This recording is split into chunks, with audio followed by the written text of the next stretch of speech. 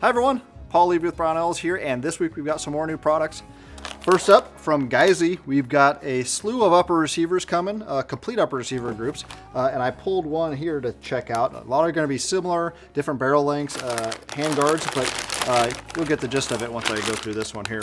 They all come in this nice vacuum sealed bag, so that's pretty handy. I cut this one open for convenience, and they are coated, of course, in a little bit of oil, so you're not going to get a rusty or a receiver with rusted components. You'll see them in a variety of configurations, like I said, and finishes. Here you have their tan finish, and they do everything on it. Handguard and upper receiver, nicely finished, and the charging handle. And they're still doing them with the Surefire flash hider, available with some options like that. You'll notice they come with this nice, basically protector in the bore, which is pretty cool. You see that on a lot of military setups. So they're doing this full spec as if it was going to a military unit or something.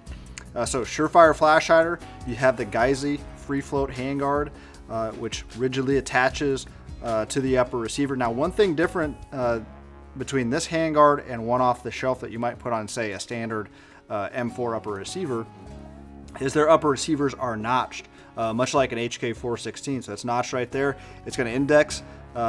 Previously, handguard manufacturers would put tabs or something like that to prevent rotation and ensure alignment.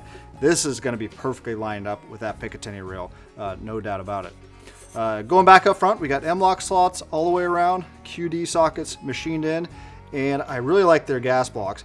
So they've got, of course, you need a gas block, but they've got this huge coil pin, which hopefully you can see in there, that's actually pinned to the barrel. So no set screws. With that pin, you're going to ensure that, the main factor is that gas block's not going anywhere under any conditions. You have Geissele barrels, so that's new for them. They're making their own barrels in-house. You got their Geissele Airborne charging handle, and then you've got the Geissele produced bolt carrier group. So they've got 100% Geissele products in this thing, and this is the enhanced bolt carrier group as well. If you saw the video last week, Carpenter 158 plus bolt and Geissele's proprietary finishes.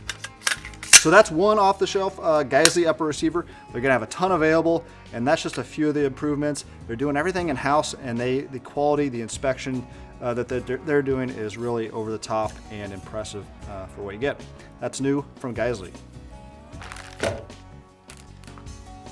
New from Apex, we have an interesting product from them. They're not known necessarily for optic mounts, but nobody is really doing this. This is for the SIG M17 or the X5. It fits that mounting plate in those pistols. And this is for the Aimpoint ACRO. So you can take that existing pistol, that new wonderful ACRO red dot, and put that on there with this adapter plate. And you can see how thin that is. It gets it nice low to the slide or low in the slide, so you don't have that what looks like a large red dot sitting high up on the slide. They get it as low as you can and mounted perfectly in this kind of Picatinny type mount that the ACRO uses.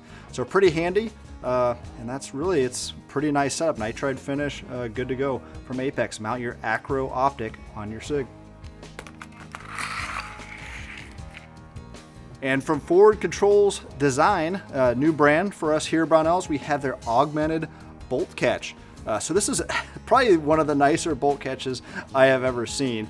It is really beautifully finished. It has a nice dark nitride finish on it, and it's got a huge paddle on it. So you're not going to miss that. And then the other end of it is also enlarged, so you can easily manipulate and do a bolt hold open maneuver if you need to. You're not going to miss what's typically a little nub there on the bottom. So really well done, really well machined. And that is definitely a machine. That's not simply a cast part from some mass vendor. So pretty nice from Forward Control Designs. That's it for this week. I'll see you again next week.